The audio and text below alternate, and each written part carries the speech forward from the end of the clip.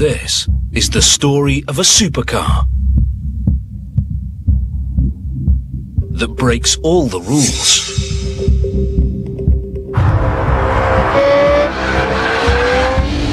A supercar designed like no other, with a squared-off, box-like body, a practical four-seat layout, at an affordable price for this kind of car. Mass-produced on a production line in the ultimate mega factory. It's a multi-million-dollar gamble by a multi-billion-dollar company.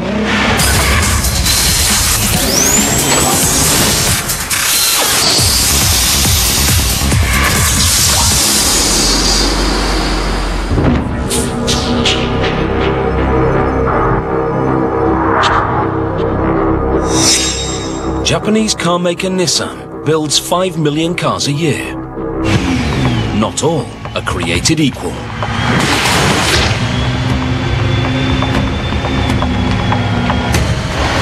This is the GT-R.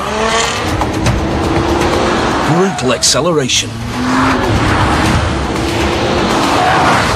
A split-second gear change. A hand-built engine. Among the best aerodynamics of any production car. Some people say this is against the theory of car design.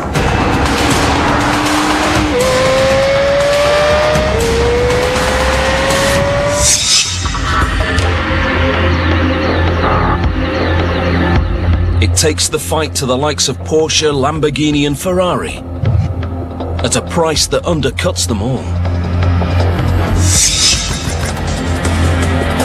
This is effectively a giant killer.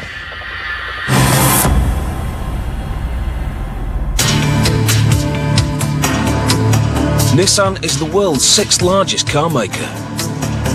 It has a proud 80-year heritage. But back in 1999, it's on the verge of bankruptcy with a $20 billion debt and outdated cars that no one wants to buy. It was really pretty dark days for the organisation. With a brand that had tremendous history, tremendous respect, but didn't have the products and didn't have the technology that it needed.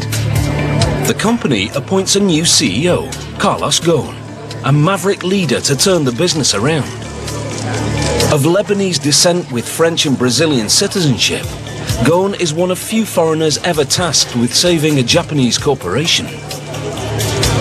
He cuts jobs and closes factories, but sells cars.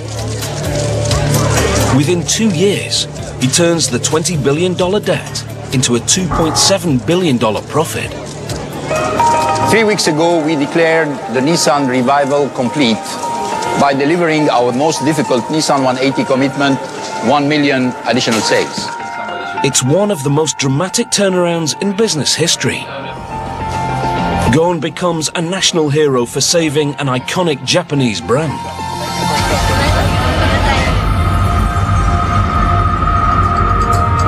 To cement the company's place back at the top table of car producers and to inspire brand confidence, Ghosn takes a big gamble. He decides to reinvent the company's most iconic product, the legendary Nissan GT-R, and nothing but the best will do. I told them no compromise. I don't care how much time it's going to take. I want a very strong performance car. Get it wrong, the company loses millions and becomes a laughingstock in the industry again. Vice President of Communications, Simon Sproul, was instrumental in relaunching the Nissan brand. If you develop a car like the GT-R, you are overtly taking on the very best in the world and you're making a very big statement. The price of admission is very high and the cost of failure is very high as well. Ghosn has just one man in mind for this mission. Chief Engineer Kazutoshi Mizuno. He's been a race engineer, team director and car designer for over 40 years. Crucial experience for creating a car that could revolutionize supercar expectations. Mizuno becomes the godfather of the GT-R. The supercar market was only accessible to people with specialist driving skills or considerable amounts of money. I wanted to change that by opening up the market and creating a supercar that reflected our customers' needs.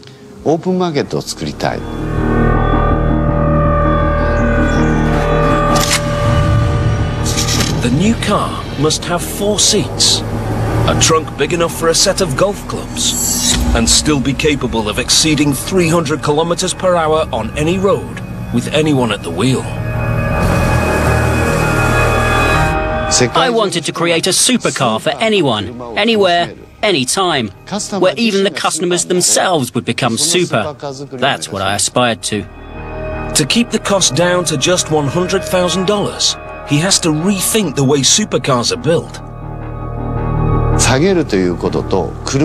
People often misunderstand, believing that high-performance cars need to be handmade, but I totally disagree with that. This will be a mass-produced car, built on a production line. It's a bold idea. Every part of a supercar is exposed to the extreme stress of high speed, so requires ultra-precise assembly. Any error, and the consequences are unthinkable. Mass-producing a car that can go at speeds of up to 300 kilometers per hour requires 4 to 5 times more accuracy per part, compared with making the same car by hand.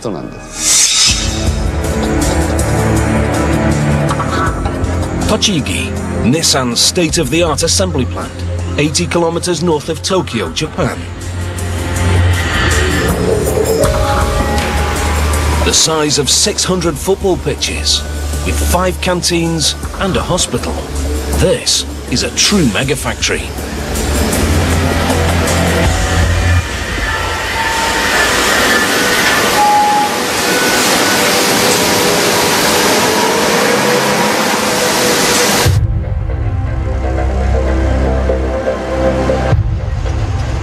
"6:30 a.m. Over 2,000 workers start their shift.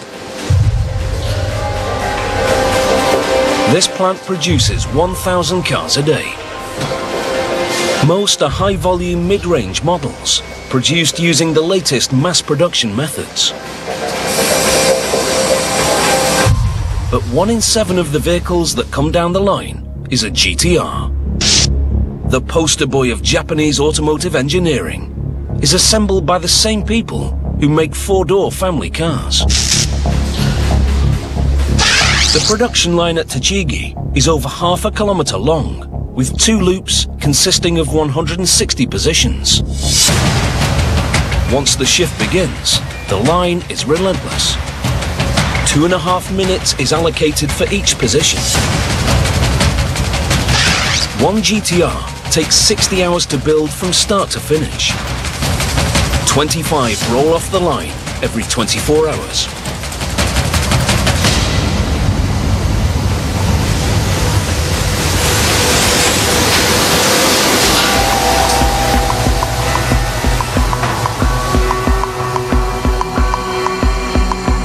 The GT-R may be all new, but the name has a proud history. The very first GT-R emerged in 1969 as a souped-up version of Nissan's 4-door Skyline sedan. This was a road car fast enough to be a race car. Soon, the young Japanese pretender was beating the world's best. Original Skyline GT, just normal sedan, they put the big 6-cylinder engine. It was fast, and it beat the Porsche. First time in Japanese car racing history. In the 1990s, the 3rd generation Skyline GT-R was nicknamed Godzilla, after destroying its race rivals on the track. The nickname Godzilla stems from the fact that it came from Japan, that it had this sort of mythical giant killing ability. The Skyline GT-R is legendary in Japan.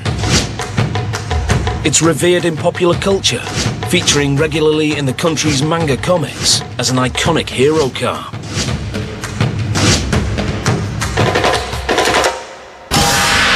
For chief designer Shiro Nakamura, the GT-R's unique cultural status must be expressed in every aspect of its styling. This has to be unique Japanese supercar. We don't want to make another Porsche. We don't want to make another Ferrari. I wanted to create a totally new language.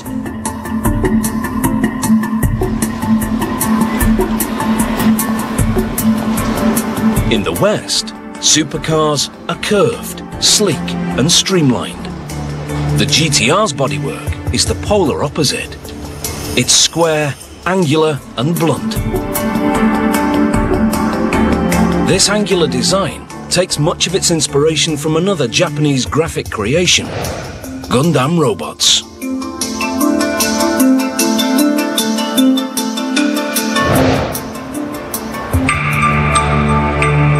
This form, this is almost like a tube connected to the tail lamp. And you can see this delicate surface.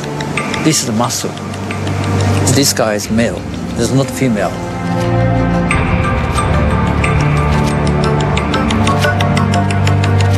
This masculine robot-inspired boxiness may seem the wrong shape for an aerodynamic supercar, but every bold angle channels air around the GT-R's brutal and efficient body. People tend to think the boxy car is not better for aero. That's not true.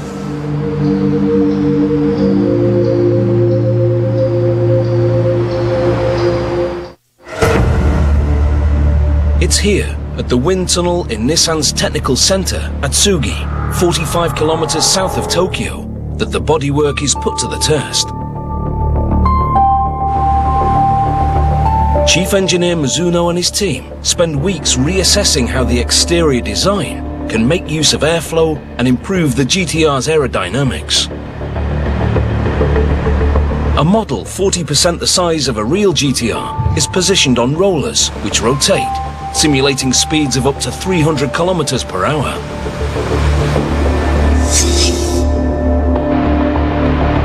Smoke and laser light highlight the path air takes around the car.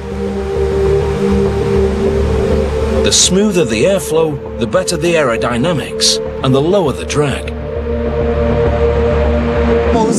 There are no vortices on the body surface. In fact, vortices can't form on the body surface. Even the air at the sides is flowing nicely. This vortex-free design reduces drag. Aerodynamic efficiency is measured using a number called a coefficient of drag, or CD number. The lower the number, the better. A typical truck has a CD number of about 0.9. Its flat front isn't streamlined, and its large square rear produces turbulent vortices which increase drag holding it back. Due to its more streamlined aerodynamic shape, a standard car has a CD number of 0.35, about a third that of a truck.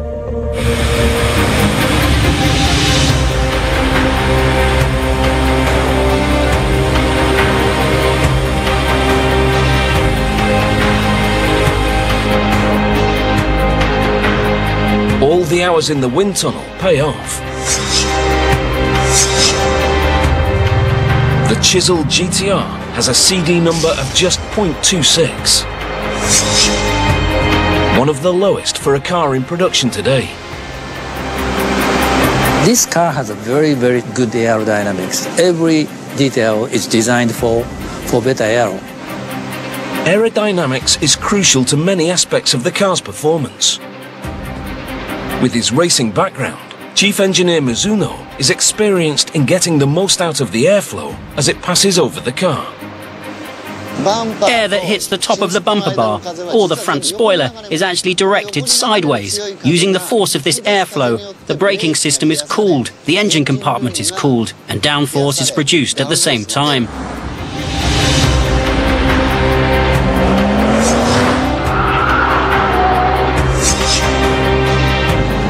Downforce is a key part of the GT-R's design. As air passes over the car's body, it presses downwards, pushing the tyres into the tarmac. This force gives the car more grip allowing it to accelerate faster and corner more quickly.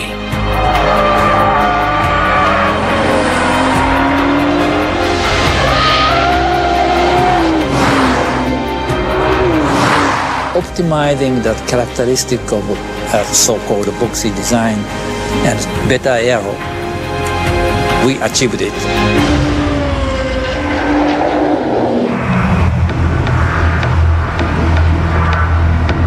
Back at the Tochigi Mega Factory, the GT-R starts life here at the body shop.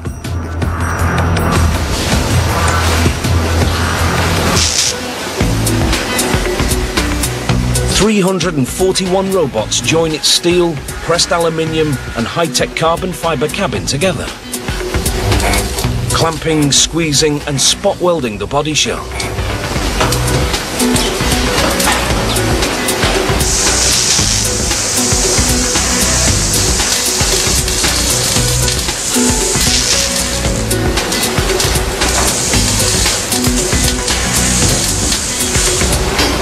"7,000 welds later, this GT-R gains a roof.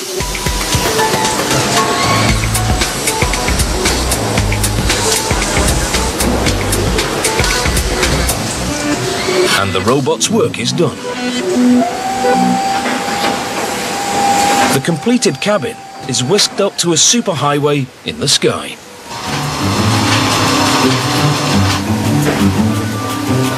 Tochigi operates on 2 levels. The ground floor is where the cars are built, painted and tested. While above, a series of automated conveyor belts move cars and components throughout the factory without disrupting the workflow below.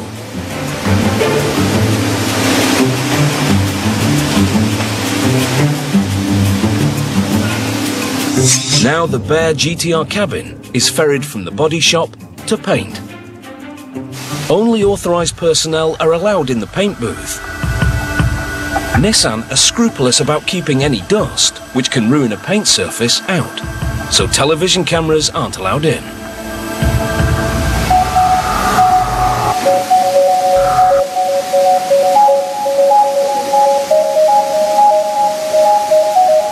It emerges to be manhandled into a tunnel of bright lights. Here, the fluorescent glare of 250 neon tubes exposes any minor flaws. Then skilled technicians give the bodywork an expert polish. Special treatment for the GT-R alone. It takes up to 3 hours to perfect each car. I'm very proud to be involved in producing the GT-R. It's a car I've idolized since I was a child.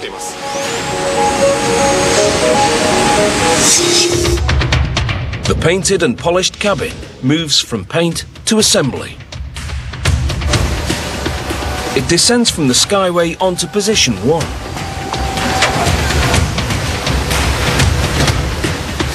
Here the doors are removed. This gives the workers easy access to the car's interiors.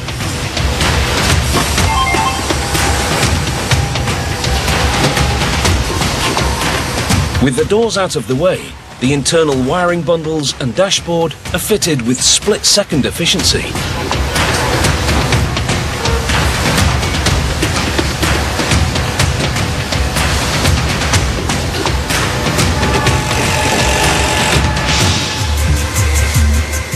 The carbon fibre rear spoiler is attached.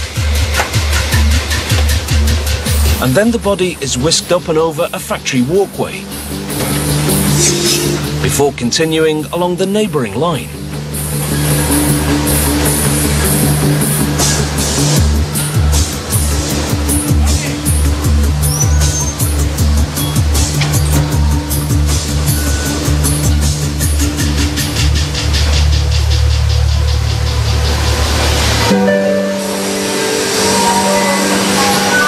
In another corner of the assembly plant, the GT-R's engine arrives and is hoisted onto a travelator. A computer coordinates its overhead journey. This engine will rendezvous with its body at precisely the right time back on the main production line.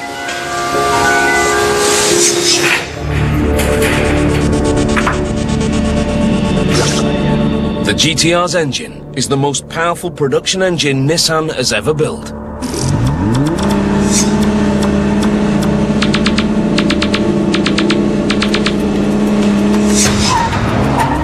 It rockets the GT-R from 0 to 100 kilometers per hour in just 2.8 seconds.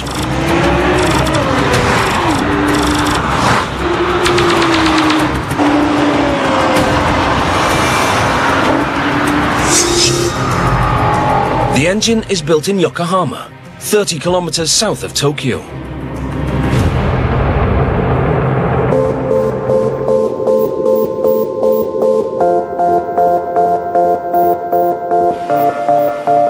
Every GT-R engine is crafted by hand. High-performance engines cannot be mass-produced. To keep contamination to a minimum, the engine is assembled in a sealed clean room.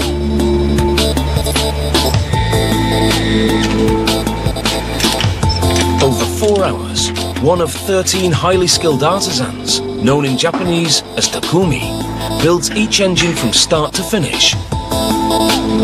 General Foreman Mr. Kurosawa appreciates the Takumi's vital input. The worker plays a central role in what we're creating. Can I call it a work of art? We're not just creating an engine, but an accomplished piece of work for everyone's satisfaction. The starting point is the 6-cylinder engine block. As it arrives at the assembly room, the block's air cleaned and etched with a unique number.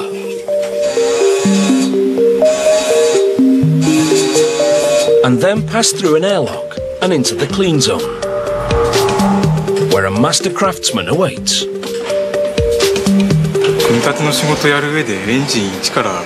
When looking at assembly jobs, I doubt there are many where you could build an entire engine from start to finish on your own. So in that respect, I believe being chosen to work here is really important.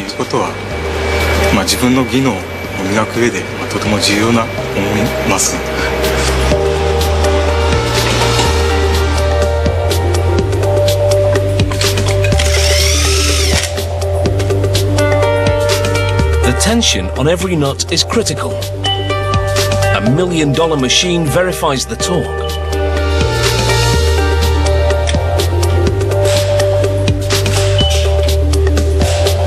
Next, the Takumi prepares the pistons on a 60-degree hot plate. They expand with the heat. This allows the technician to install a tightly fitting pin. Every piston is hand-selected for an ultra-tight fit.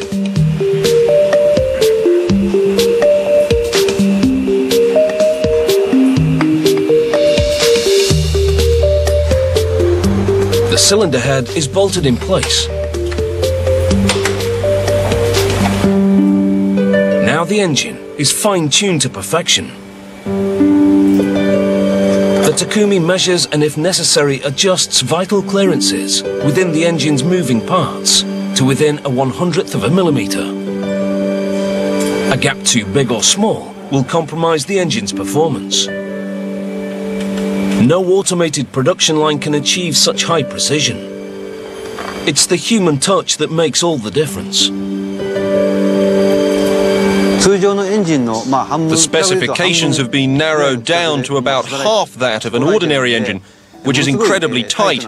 So when these craftsmen assemble these engines by hand, they're going beyond what machines can do. This is very different from a mass-produced engine. Almost complete, the 250-kilogram engine is conveyed outside the temperature-controlled clean room to be mated with its turbochargers.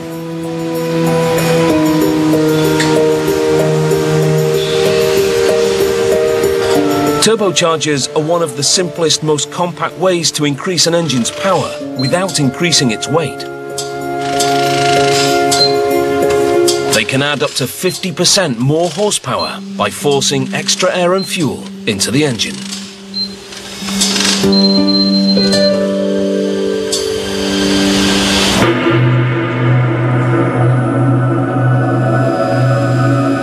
Fully assembled, the engine is ferried across to the dyno room, where it started for the very first time.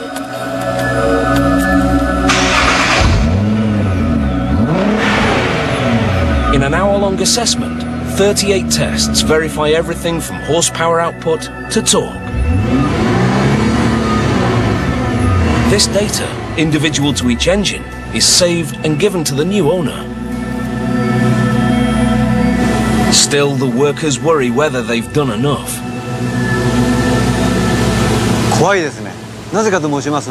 It's terrifying because we don't decide whether this is a well-performing GT-R engine, the customer does.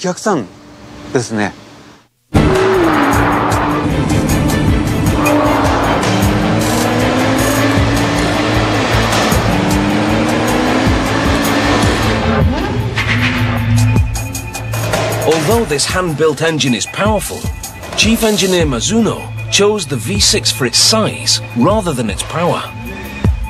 Its compactness allows him to position it within the car for perfect weight distribution.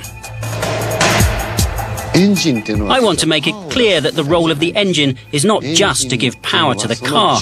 We need to consider the centre of gravity of the engine and its weight mass. By positioning the two heaviest components, the engine and transaxle, over the front and rear wheels respectively, Mizuno achieves perfect weight distribution. This balance gives precise handling.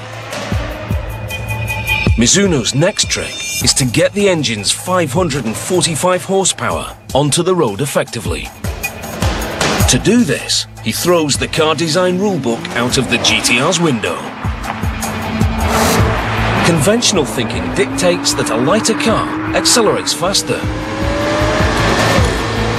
At 1,700 kilograms, the GT-R is heavy for a supercar, but it still achieves 0 to 100 kilometers an hour in 2.8 seconds.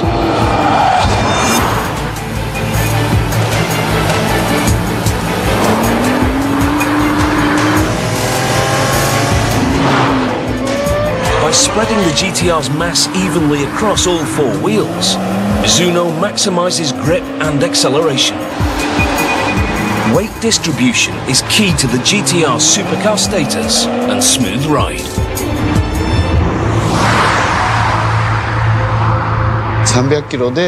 Our customers can even enjoy having a conversation at 300 kilometers per hour or enjoy cornering on a circuit at 2.9 G. This is all possible because of the GT-R's weight design. Anyone who tells me a good car is one that's light, with low power-to-weight ratio, is an amateur. Back at the factory, the engine arrives at a circular drivetrain sub-assembly line, which runs parallel to the main production line.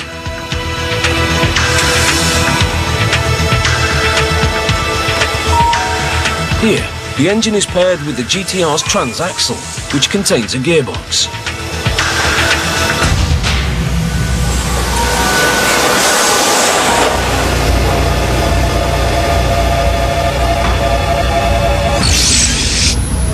The GT-R's transmission changes gear in 200 milliseconds and is put together in an hour.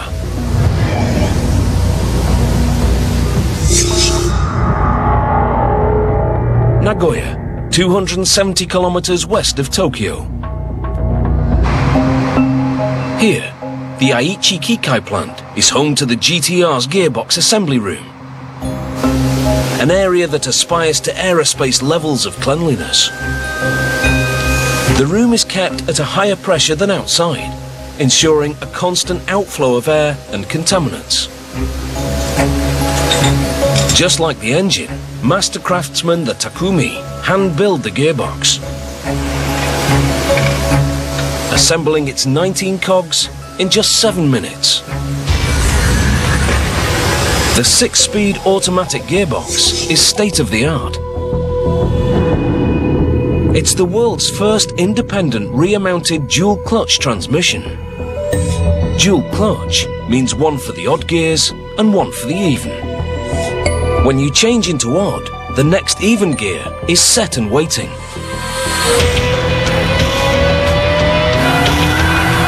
Gears change in the blink of an eye, giving the driver much smoother acceleration.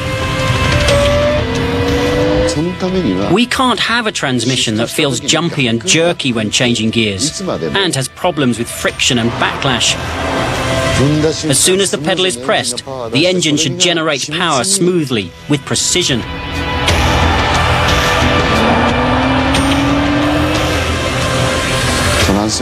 The driver should accelerate as one with the car.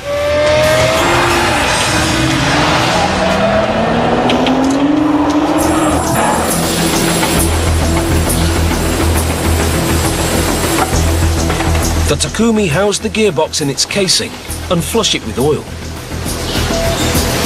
before it enters an ultra-sealed room where its most intricate parts are fitted.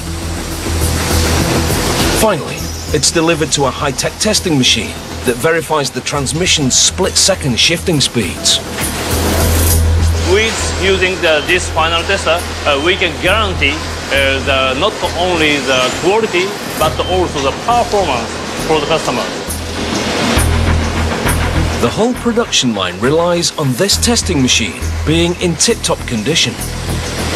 This machine is the only one all over the world. So if this final tester is broken, we cannot produce this transmission for the customers. Working perfectly, the machine puts the gearbox through its paces in just 10 minutes. It's passed the test and is pushed out of the clean room and heads straight for Tochigi.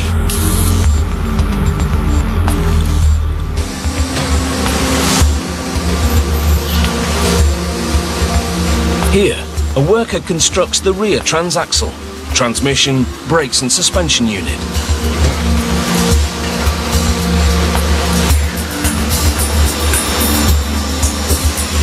Job done, he fine-tunes the suspension. Using a test rig, the technician aligns the suspension geometry so the handling will be perfect.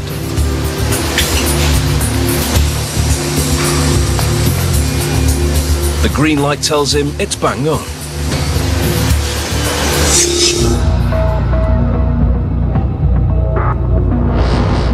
The GT-R suspension is another world first. It monitors weight distribution across the car. Every 100th of a second, onboard computers adjust the suspension units, even taking the driver's mass into account. This achieves maximum grip across all 4 tyres.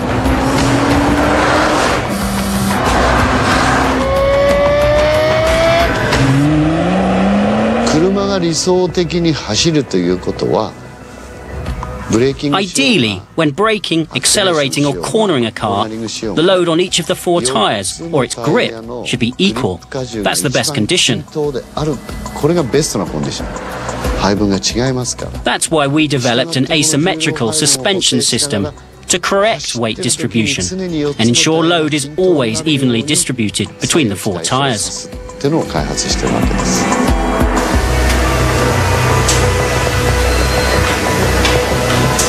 A forklift carries off the combined brakes, transmission and suspension to the drivetrain assembly line.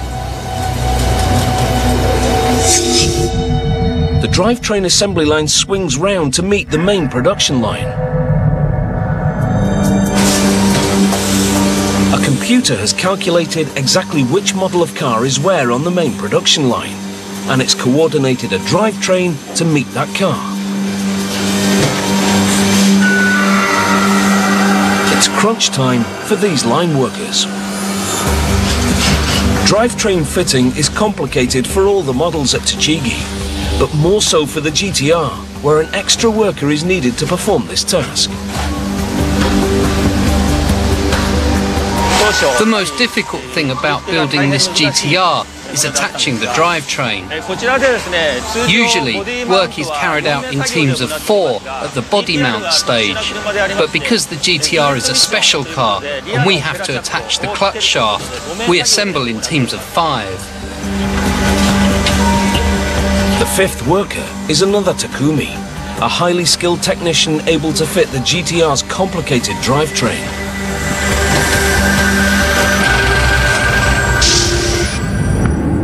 What makes the GT-R's drivetrain difficult to fit is the combination of all-wheel drive and rear transmission. Power must be delivered from the engine via a prop shaft to the rear gearbox and onto the rear wheels. But because the GT-R uses all-wheel drive to provide phenomenal grip, power must then be transferred back via a second prop shaft to the front wheels.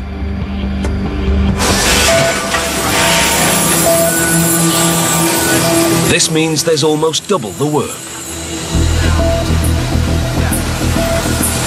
This is a time-limited operation. The line doesn't stop. First, the transaxle is hydraulically lifted into the rear of the car. Then the engine is bolted into place before the two prop shafts are connected. Thanks to the fifth man, this can all be achieved in just 15 minutes.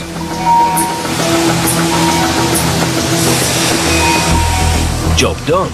The Takumi returns to the start of drivetrain assembly to prepare for the next GT-R. Back on the main line, the GT-R gains its exhaust, super lightweight alloy wheels, and nitrogen-filled tyres. Regular air is considered too unstable for this supercar.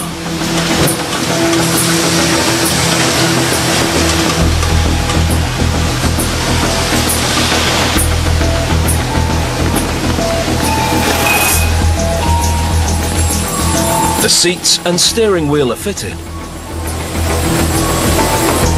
and the car is reunited with its doors. Finally, workers add its dashboard display, an item without which no GT-R is worth its badge.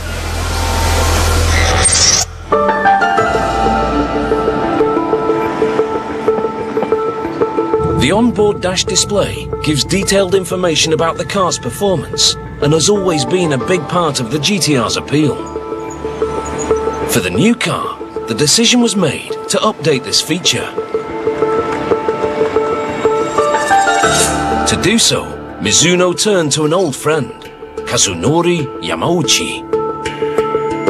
The first car I ever bought with my own money was a GT-R.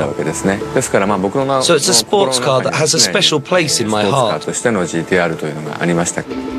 it's an unusual choice. Mr. Yamauchi is no car designer and has never worked for an actual car company before. He's the president of Polyphony Digital, the creator of a video game called Gran Turismo. This game simulates driving thousands of different cars in hyper-real fashion. It's sold millions of copies around the world, and it features every GT-R ever made. Yamauchi is the father of this virtual phenomenon, but he's never had the opportunity to apply his passion to a real car until chief designer Mizuno asked him to create the computer display for the new GT-R.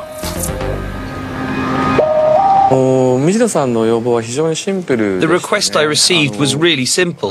He said, I want you to submit the greatest thing you can come up with. Gran Turismo players get a constant blow-by-blow update of how well they're driving in the virtual world.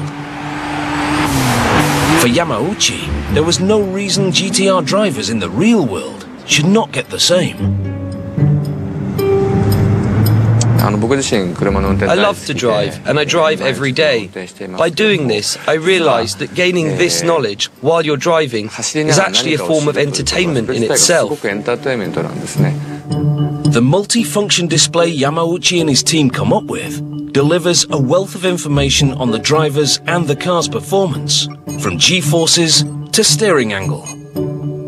This has only ever been experienced by video game enthusiasts before.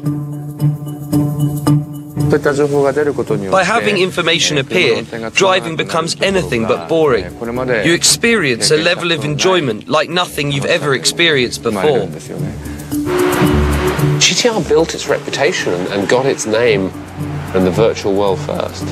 So to have that technology in the car kind of adds to the coolness, the mythology, the unexpectedness of GT-R.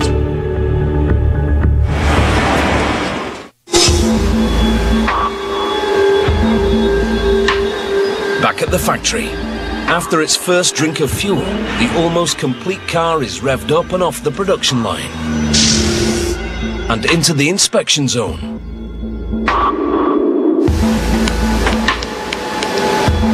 Here, workers shift it through all 6 gears, rocket it up to 130 kilometers per hour and test the brakes.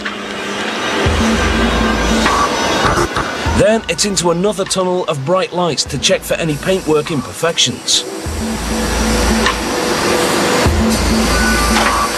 Given the OK, it's driven onto a jack and the underbody fitted, before finally gaining its badge.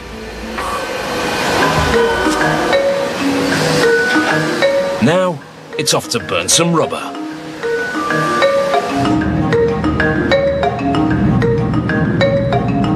Every GT-R undergoes a punishing 30-kilometer bedding in. Kazuo Shishikura is the test driver who puts each car through its paces.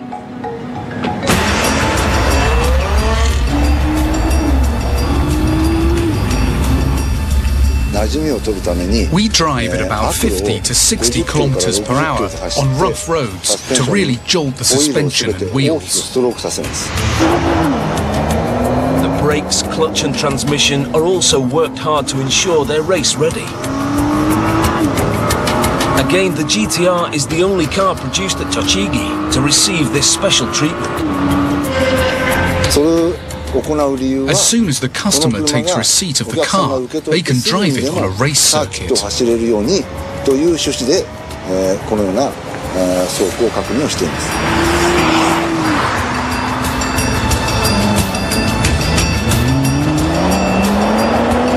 Every day and night, a team of 10 test drivers thrash 25 GT-Rs around this test track.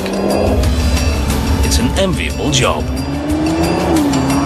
It's fun, but it's definitely not my car. It's the customer's car. So of course, we treat the vehicles with the utmost care when carrying out our tests.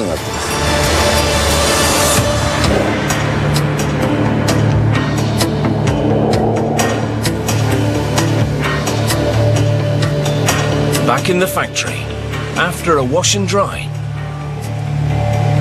this GT-R is on its way to its new owner, joining the 4,000 shipped around the world every year.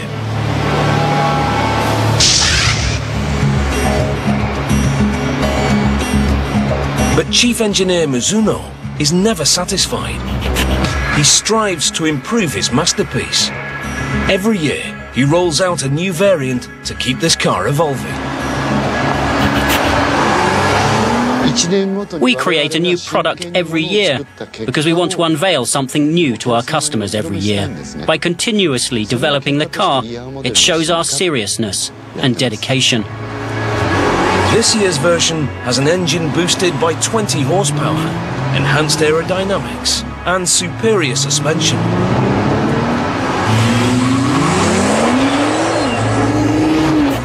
And if that's not enough, there's also a race version available to add more spice to the beast from the east.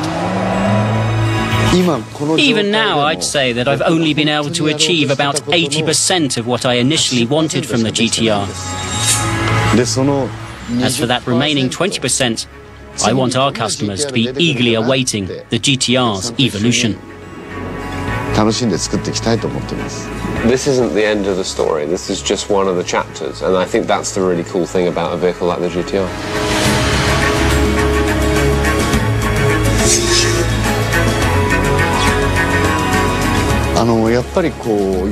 After developing cars for close to 40 years, the conclusion I've come to is that cars are not just things, they're things that create emotions and excitement.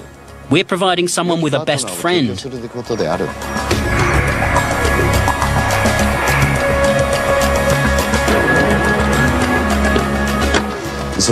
That's my conclusion.